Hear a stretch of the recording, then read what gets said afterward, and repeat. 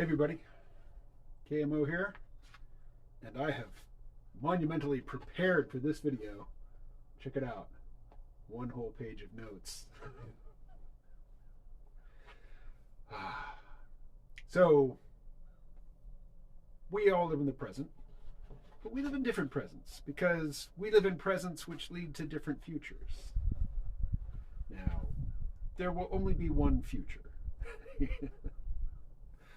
But we don't agree on which future it's going to be. So many years ago, I was pretty sure that, gosh, by now 2022, we'd certainly have self-replicating nanotechnology, and robotics and advanced AI would be quite common, and I would have been sorely disappointed to see that this was the 2022 that we actually got, say back in 1997. And then for a while, I lived in a world where the future was collapse. The future was the world made by hand. Everything, all industrial production gone, anything dependent on fossil fuels gone. And again, by now, by 2022, I thought it would have been a done deal. And this is back in like 2007, 2008, 2009, 2010. This is when I was really into that future. Now I don't know what future we're headed toward. It certainly seems like we're headed toward a post-globalized future compared to the current international order. But what form it's going to take, how long it's going to take to manifest, what bumps there will be along the way, I don't know. I just don't know. But I've encountered a mindset, repeatedly, of course, but just recently, or something that reminded me of it just recently. And that is the mindset that, one, there is a revolution coming. And two, it's coming quite soon, and it is going to reverse the power distribution in this society, and people who lived large under industrial capitalism, and particularly neoliberal, globalist, post-industrial for some countries capitalism, that the people, and the financialized economy, that the people who really lived high in that will not only be brought down in status, but they will be actively punished, possibly executed, probably executed, possibly tortured first. But the error of their ways and their greed and their moral culpability for all the sins of the current moment will be visited upon them. It's coming. And the people who hold this belief system think that, naturally, they think that they will be the ones in positions of power in the near future, doling out rewards and punishments to everybody based on the opinions that they voiced now in the present. So there's three maxims, three quotations, or catchphrases, you might say, that I think are very illustrative of this point of view. And the first one is quite noble, at least quite noble sounding. It comes from Martin Luther King Jr., and he said in a speech, I forget which year, but he said, I believe that the moral arc of the universe is long and that it bends toward justice. Which is to say that over time, there are certainly reversals. Sometimes things get worse in the short term, but in the long term, things generally get better. I don't know if that's true or not. I hope it is. I honestly do, but from the perspective of a single human life, it is definitely not guaranteed. There is absolutely no guarantee. And what I'm thinking about right now is what's called the Bronze Age collapse. So the Bronze Age collapse. Around the Mediterranean, there were several advanced, for their time, empires and kingdoms, polities, political organizations, and they had extensive diplomatic and trade contacts between them. There was a sort of internationalism and international, there was a system of international commerce and exchange of culture, and it was a thriving time in the beginning of metropolitanism, and it was a prosperous time for the people. And that all came to an end sometime between 1200 and 1150 BCE, or what in my day was called just BC. So a quotation from some website, one of the top search results when you search for Bronze Age collapse, but not Wikipedia. Quote, and I'm coming in on an ellipse here, this is not the whole sentence. By 1350 BCE, Assyria, Babylonia, Egypt, the Hittite Empire, and the kingdom of Mitanni were closely tied to one another in a close-knit international web of relationships between the most powerful monarchs of the age. Close quote. Actually, I think that's a smushed together quote. There's probably an ellipse somewhere in the middle. But if you were living pretty much anywhere in the Mediterranean in 1350, compared to what things would be like a couple hundred years in the future, you won the lotto. You got the right, you pulled the right birth ticket. You checked in at the right time. Had you waited for a couple hundred years, thinking maybe you'd get a better deal, you would have gotten a much worse deal. Things do not necessarily get better. It's just the point I'm making. But, this belief that in the future, people will be wiser and more moral than they are today, and that society will be more generous and more egalitarian and more just. I like to think that that's the case. I hope that that's the case, but I don't believe that that's the case, and I certainly don't believe it's any sort of moral or like metaphysical law. It's not pronounced by God or science that people and civilizations and societies will continually become wiser and more moral and just as they progress. There's just, looking at history, there's certainly periods where people are prosperous and, monarchs or other governments are generous and benevolent and beneficent, and then other times not, to put it mildly. But there's this notion of the moral arc of the universe is long and it's bending towards justice. That bespeaks of things, basically getting better. Ameliorism, I think, is the term for the belief that things in general are getting better. That actually runs contrary to a very popular notion, which is that not only are things getting worse, but people are getting worse. That people are stupider and greedier and more prone to violence and more egotistical and just reflexively hostile and combative now than they were in the past. I don't think that's the case. Although certainly online, people are a lot more combative than they used to be. But in the real world, I don't see it. I just don't see it. I was in the art club when I was in high school. I was not a jock. I was not, certainly not a good student or, one of the smart kids. I was, one of the, I was the treasurer for a time for the art club. And for a half a minute, I was the president of the art club. But I was, not anybody in a position of prominence or power at all in high school. And I certainly wasn't any sort of tough guy, but I did get into a couple of fights in high school.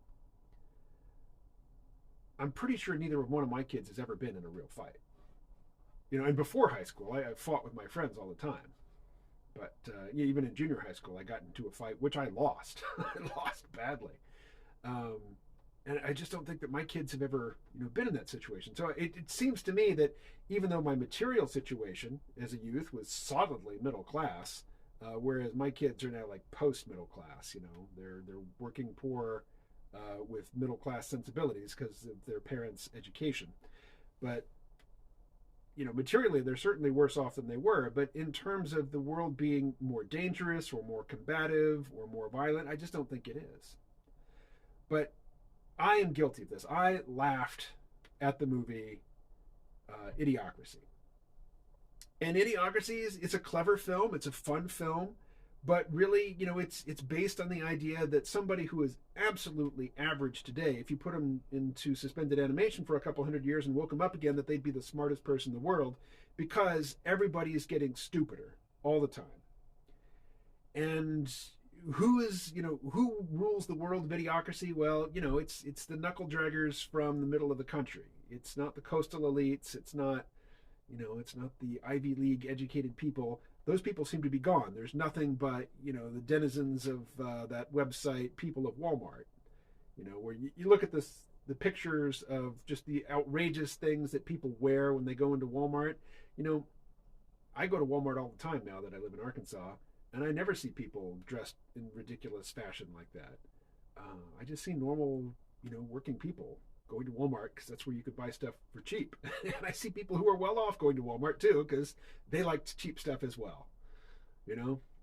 But I don't see the like people dressed in fishnet head to toe, or wearing baby clothes, or tight fitting clothes that's way too small for them. It's like it fit them when they were 16 years old and 120 pounds, and now they're 35 years old and double that weight, and they're still wearing the same clothes or trying to. I don't see that at Walmart. That's a stereotype that is quite vivid. And yeah, I mean, surely those photographs were taken at Walmarts at some point, but it's not representative of the people who shop at Walmart. But there's this belief that the whole country is drifting or being sucked into this hole of anti-intellectualism and mediocrity and ultimately into stupidity. And it makes for some good comedy. I mean, this is a film written and directed by Mike Judge, who's done some brilliant work. I particularly loved Silicon Valley, but also, Beavis and Butthead, King of the Hill, Office Space.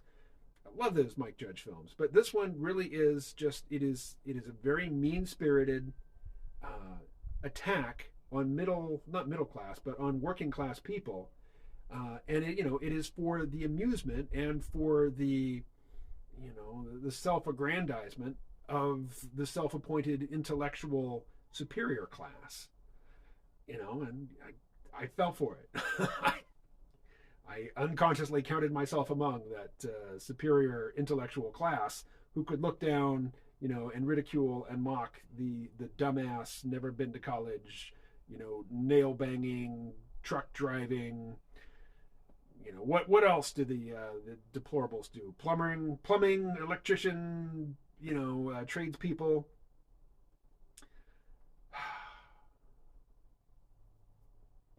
So anyway, 3 phrases. Moral arc of the universe is long, but it bends towards justice. The next phrase, which totally fits in with, that long arc or the moral arc of the universe notion, is the idea of being on the correct side of history. So in our current moment, we like to scold one another, and it's mostly the left scolding the right, or, the blue scolding the red, but sometimes it goes the other way. But there's this phrase that we use to lash each other, and that is the wrong side of history. I, holding the correct opinion in this moment, will be on the right side of history. I will be vindicated in the future when society and humanity in general have progressed to a more enlightened, higher stage where we're just, we are morally superior to our current selves. In that future moral perfection, I will be vindicated, and you will be condemned. This fits with the idea that things generally are getting better. Even if, the people you don't like, you can picture a future that they determine, and it is an awful, terrible future of just squalor and wasted potential and stupidity. But you're pretty confident that, your people, who are the champions of your ideas, are actually going to prevail. And not only will they prevail, but this is where it gets good. The anti-fascists like to say, liberals get the bullet too. So here are people living in a future where not only are things getting better in the long term, but there's going to be a revolution in the near term. And the revolution is going to transform the world to fit with their ideology. It's going to vindicate them, but beyond that, it is going to place them in positions of power that will allow them to dole out rewards and punishments to people based on whether or not they held the correct opinions in the recent past. So if you held the right opinions, if you said the right phrases, if you attacked the right people on social media, if you boycotted the right products, then you will be rewarded with high status and possibly higher standard of living in the coming post-revolutionary order. And if you held the wrong positions, if you said things, if you had bad takes, or even if liberals get the bullet too, even if you held the correct positions but did not hold them with sufficient zeal, if you did not attack people who failed to hold that position with enough viciousness, then you just might get lumped in with the people who had the bad takes and held the wrong opinions. And You might be tortured in public. You might certainly will be executed and deprived of your property and whatnot. Maybe your children will join you in the bonfire, and maybe they'll be taken from you and re-educated to despise everything that you stood for. But in the very near future, there's going to be a rapid change. Things are going to be turned upside down, and those who had no power will have ultimate power, and those who had power will be rendered powerless. There are people for whom that is a certainty in the near future, and that defines the present that they live in. They live in this golden moment where all they really need to do is keep track of who is going to get, who will be the first against the wall, and who will wish they had been the first against the wall because they're going to get worked over hard before they get the bullet. All you have to do in this moment is keep track of who it is you really want to punish, and possibly who you want to reward after other people provide you, with this glorious post-revolutionary opportunity. That's a weird world to live in. I've been trying to sort of project myself into that mindset and imagine, just moving through this world, maybe going to Walmart and looking around and thinking, wow, who's going to get punished? Who's going to get rewarded? Probably nobody here is going to get rewarded, because nobody here, unless they've got plum-colored hair and 500 piercings, can possibly be holding the correct position. Not here in southern Missouri. I'm not in Arkansas, by the way, right now. But it is an alien mindset, and it is hard for me to keep it, in place. It slips away quite easily if I'm not actively focusing on projecting myself into it. Whereas for a long time, when I thought that collapse was imminent, I had no trouble inhabiting that that position where I would go possibly to Walmart, walk around and just think, in a few months or a few years, all of this will be gone. This space, if it's inhabited at all, which it probably won't be because the roof isn't going to hold up, it's going to be leaking and wet and damp, and there'll be no light, and it's going to be a pretty miserable place. Probably choked with black mold. I mean, Walmart's just, they'll be ruins. There won't be people in them. I inhabited that with little effort. I don't anymore. Now, I'm back to uncertainty. Who said it? Doubt is not a pleasant condition, but certainty is absurd. It's not even doubt. It's just ambiguity that I live in now. Anyway. How about you?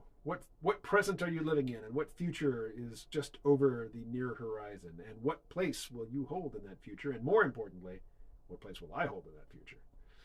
All right. Talk to you later.